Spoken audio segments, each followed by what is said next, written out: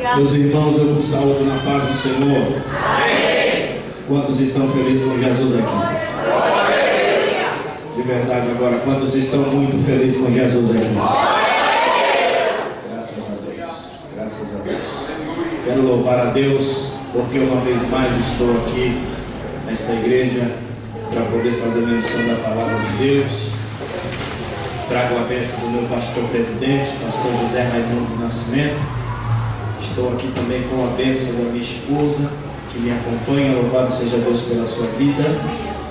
E quero louvar a Deus também pela vida de um amigo que Jesus colocou ao meu lado, irmão Carlos Eduardo, que tem acreditado em nosso ministério e nos trago aqui para poder falar de Jesus. Quero louvar a Deus também pela vida do pastor da igreja, pelo pastor presidente desse ministério, que abre as portas para que aquela vigília abençoada venha acontecer. Não é verdade, irmãos? Então eu estou muito feliz por estar aqui nesse dia de hoje. Quero dizer aos irmãos que não cheguei de mãos vazias. Trago uma mensagem de Jesus ao seu coração. Amém, irmãos? Sem delongas, por favor, abra sua Bíblia comigo no livro de Ruth. Abra sua Bíblia comigo, por favor, no livro de Ruth.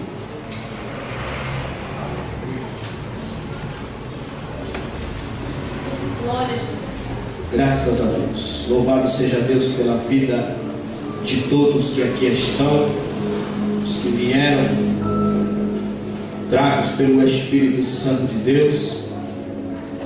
Estou muito grato de uma vez mais poder falar de Jesus aqui nessa casa de oração. Como o irmão Carlos Eduardo disse, nós atravessamos a Macedônia para poder estar aqui. Zona Sul e Leste, esse trajeto. Mas graças a Deus que todas as vias aí estavam, não tinha trânsito, né? Graças a Deus, estava uma bênção. Graças a Deus. Ruth, capítulo de número 2. Ruth, livro de Ruth, capítulo de número 2. Ruth, capítulo de número 2 e verso 2. Quantos acharam, confirme dizendo amém? Amém. Diz assim a palavra do bom mestre. E Ruth, a moabita, disse a Noemi: deixa-me ir ao campo e apanharei espigas atrás daquele em cujos olhos eu achar graça. E ela disse: vai, minha filha.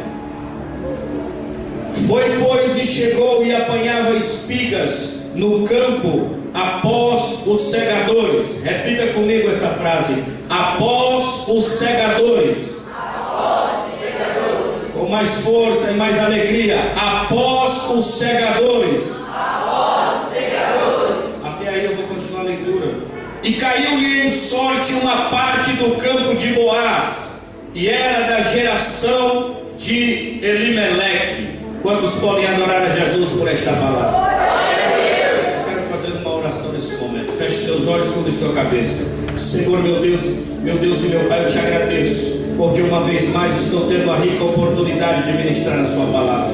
Quero pedir ao Senhor que nesse momento o Senhor abra o nosso coração, da mesma maneira que uma outra vez o Senhor abriu o coração de uma mulher vendedora de púrpura para poder compreender aquilo que Paulo falava. Abre o nosso discernimento nessa noite, da mesma maneira que o Senhor fez com os discípulos, para poder compreender as Escrituras. Senhor, em nome de Jesus Cristo, que essa mensagem seja semelhante a flechas inflamadas no coração do pecador, que ela seja mais cortante do que facas afiadas cortando a alma do transgressor. Meu Deus, que ela seja mais cortante do que qualquer outra espada de dois gumes, que ela venha penetrar na divisão da alma e do espírito, entre as juntas e as medulas, levando todos os pensamentos cativos à obediência de Deus. Senhor, existem pessoas aqui que ao sair de casa clamaram ao Senhor por uma direção, por uma palavra. Tem misericórdia da minha vida, Senhor. Tem misericórdia de mim. Uma vez mais, fala com a tua igreja em o nome de Jesus. Quantos podem dar glória a Deus nesse momento? Graças a Deus. Amados, o texto que nós acabamos de ler, ele tem como pano de fundo histórico o tempo dos juízes. O tempo dos juízes foi um tempo de inconstância moral, religiosa e política. Foi um tempo em que todo o Estado, em que todo Israel havia se desviado, havia se apartado, deixado Deus que os tirara da mão, que os tirara da terra do Egito com mão forte, para poder adorar a imagens criadas por mentes e mãos humanas. Todas as cidades que circundavam a Israel, eles acabaram influenciados ao invés de influenciar. Nas campinas, antes de entrar na terra prometida, Deus usara Moisés para poder falar com uma geração jovem, alertando a eles para que eles tomassem cuidado ao entrar na terra prometida, e principalmente que quando entrassem dentro daquela terra, eles não viessem se aliançar com cananeus, com heveus, com jebuseus, e nem também casassem as suas filhas com os seus filhos, e nem os seus filhos com as suas filhas, porque serviriam de laço e eles iriam acabar adorando os deuses daquela terra. A história sagrada vai nos contar que nem todos cumpriram conforme a palavra de Deus dada a Moisés, e quando eles entraram dentro da terra prometida, a Bíblia nos diz que levanta-se uma geração que não conhecia o Senhor. Foi um tempo de completa apostasia. Eles iam para onde eles queriam, eles faziam aquilo que eles queriam fazer, e principalmente deixaram o seu Deus, que com mão poderosa os tirara da terra do Egito, para poder adorar outros deuses, visto que não são deuses. A história sagrada vai nos contar que o livro de Ruth está inserido nesse tempo, no tempo dos juízes. É por isso que logo aqui no início nós vamos observar uma família que tinha como chefe um homem chamado Elimeleque, casado com uma mulher por nome de Noemi, que havia 2 filhos. A história nos diz que na época dos juízes houve uma fome extrema na terra de Belém. Houve uma fome fora de série na terra de Belém, e a Bíblia nos diz que essa fome fez Elimeleque pegar toda a sua família, sem pedir direção para Deus, sem orar a Deus, sem falar com o Senhor, e sair da terra de Belém para ir para a terra de Moabe. Todos nós vamos conhecer a história de Isaac, quando esse passa pela mesma fome e está descendo para a terra do Egito, mas antes de descer na terra do Egito, o Senhor aparece a ele e diz bem assim: não desças a terra do Egito, vá para a terra que eu ainda lhe mostrarei. A história nos diz que por causa de sua obediência é que Isaac foi próspero, é que Isaac foi bem-aventurado na terra de Gerar. Ao contrário de Elimeleque, não pediu direção a Deus, não pediu conselho do Senhor, não quis nem saber o que é que o Senhor achava, achou que poderia dominar a sua família e reger ela por onde queria. E a Bíblia nos diz então que ele acaba saindo de Belém, e aí que ele acaba tendo o seu primeiro erro, o seu primeiro pecado: deixar a terra de Belém. Ora, os irmãos estavam na terra da promessa. Os irmãos já haviam conquistado a promessa que durante 40 anos muitos estavam caminhando por dentro do deserto para poder acontecer. De repente, se fosse nos dias atuais, alguém poderia se levantar e dizer que em Belém não se poderia passar fome. Alguém poderia se levantar e dizer que em Belém não se podia adoecer. Alguém poderia se levantar e dizer que em Belém não se pode passar perseguição, ou por Belém ser a terra da promessa, aquela fome não poderia acontecer. Quando eu olho para Elimeleque, eu vejo uma geração dos dias atuais que estão passando de terras em terras. Elimeleque, como todo pai de família, não queria ver a sua família passar adversidade, não queria ver a sua família passar tribulações. A Bíblia Sagrada nos diz então que ele resolve sair da terra da promessa, sair da terra de Belém para ir para uma terra onde se adorava outros deuses, terra essa que se chamava Moabe. A primeira palavra que eu tenho de Deus para você nesse dia de hoje é que, embora que você esteja sendo perseguido na terra de Belém, embora você esteja passando fome na terra de Belém, embora você esteja sendo vilipendiado pelas enfermidades, pelas tribulações, eu quero te dizer: não saia da terra de Belém, porque ela é a cidade do grande rei, e em breve o seu Deus se levantará. Se vocês estão ouvindo a voz do Espírito Santo, levante a mão por gentileza e dê da glória ao Eterno, porque Ele está aqui nesse dia de hoje. Se está se passando tribulação na terra de Belém, permaneça em Belém, porque nós somos chamados para estar em Belém. Alguém me ouve? Diga amém. Amém. A Bíblia nos diz que ele não aguenta passar tribulação, não aguentou passar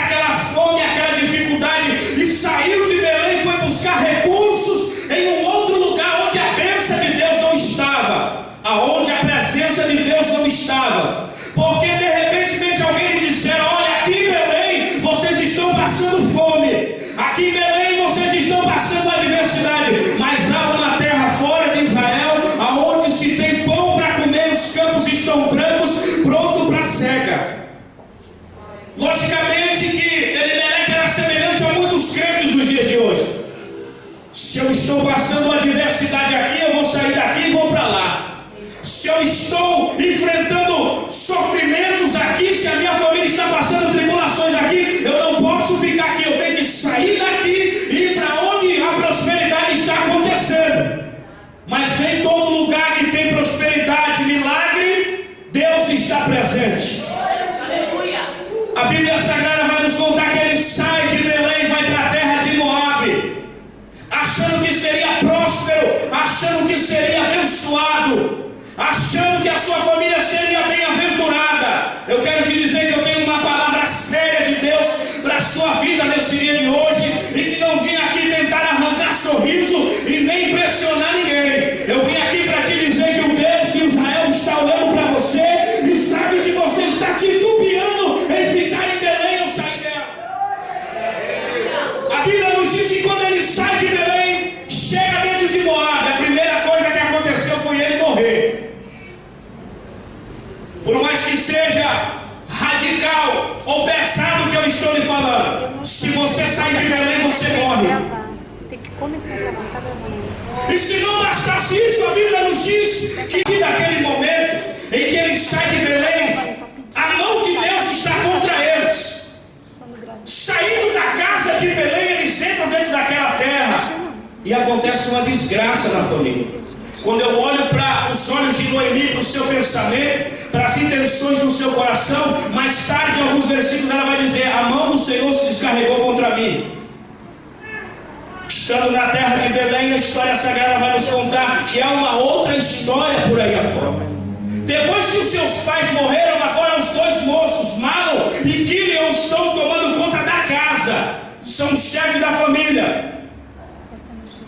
E a Bíblia nos diz que eles começam a se afeiçoar pelas mulheres que estão na terra de Moabe, porque eles olham para aquelas que estão em Moabe e veem que elas se vestem diferente daquelas que estão em Belém da Judéia. Aquelas que estão em Belém da Judéia se vestem decentemente, mas aquelas que estão fora de Belém da Judéia e estão em Moabe se vestem com a intenção de atrair aqueles que pisam em Moabe. Eles saíram de Belém e casaram com mulheres moabitas. Deixa eu te dizer uma palavra da parte de Jesus aqui. Se você sair de Belém para arrumar marido, namorado ou namorada na terra de Moabe, você vai morrer também. Se nasceu em Belém, casa com o que se é de Belém. Se viveu a vida inteira em Belém, porque vai sair e se afeiçoar com quem está fora de Moabe, com quem está fora de Belém. A história sagrada vai nos contar que os seus olhos foram tomados por aquelas que estavam fora de Belém. Se eu contemporaneizar, eu vou dizer para você que aquelas que estavam dentro de Belém, elas estavam vestidas decentemente. E quando eles chegaram dentro de Moabe, a primeira coisa que eles ouviram foram um pancadão. Mulheres de short, com intenção de atrair, com intenção de chamar a atenção, atraentes. E aquilo chamou a atenção dos olhos de Malom e Quilion. Se eu contemporaneizar e continuar contemporaneizando, eu vou lhe dizer que eles vão pensar e dizer assim que nada. Aquelas que estão em Belém parecem velhas. Mas essas que estão fora de Belém, estão em Moabe, são jovens, são modernos, estão mais na moda. Só que eles mal sabiam que a presença de Deus não estava lá, mas estava em Belém. Eu tenho uma palavra de Jesus e uma direção para você nesse dia de hoje. Se você se arrumou com quem está fora de Belém, acaba com isso hoje, porque Deus não aprova. Quantos estão ouvindo a voz de Jesus aqui? Levante a mão para os céus e renda glórias ao Todo-Poderoso aqui nesse dia de hoje. Olhe para o seu irmão com todo carinho, sorrindo, e diga para ele: fique em Belém. Diga para ele: é melhor para você ficar em Belém. Não saia de Belém não, porque é estreito. Fique em Belém. Sorria para ele e diga: permaneça em Belém. Ainda que você está passando tribulações, ainda que a sua família esteja passando fome, como diz a Bíblia, ainda que você você olhe nos campos e não tem nada para você cegar, permaneça dentro de Belém, porque uma hora o Deus de Belém vai se levantar para poder fazer. E quem sai de Belém nos dias bíblicos do Antigo Testamento, e quem sai de Belém vai para uma terra, tem que se aderir aos costumes daquela terra e adorar o mesmo Deus daquela terra. Quando ele sai de Belém e vai para dentro de Moabe, eles estão deixando o Deus de Israel para poder adorar a Quemos.